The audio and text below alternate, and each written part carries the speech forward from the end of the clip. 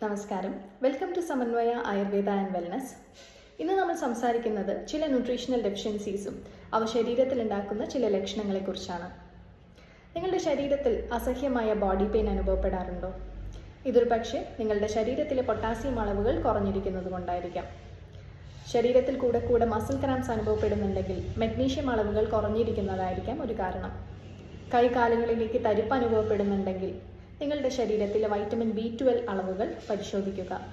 Ice പോലുള്ള പദാർത്ഥങ്ങളോട് ഒരു cravings തോന്നുന്നുണ്ടെങ്കിൽ ഡെഫിനറ്റ്ലി അയൺ ലെവൽസ് കുറഞ്ഞിരിക്കുന്നതായിരിക്കാം ഒരു കാരണം.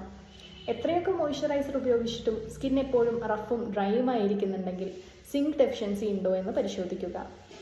ശരീരം ഇത്തരം ലക്ഷണങ്ങൾ കാണിക്കുന്നുണ്ടെങ്കിൽ അവ തീർച്ചയായും പരിശോധിച്ച് ആഹാരത്തിലൂടെയോ അല്ലെങ്കിൽ സപ്ലിമെൻറ്റ്സ് എടുത്തോ ഇവ കോമ്പൻസേറ്റ് ചെയ്യേണ്ടത് ആവശ്യമാണ്. ഇന്ന് നമ്മൾ പറഞ്ഞ ഈ ന്യൂട്രിയൻസ് ഏതൊക്കെ ഫുഡ് സോഴ്സസിൽ നിന്ന് കിട്ടും എന്നുള്ളത് ക്യാപ്ഷനിൽ മെൻഷൻ ചെയ്യാം. Thank you.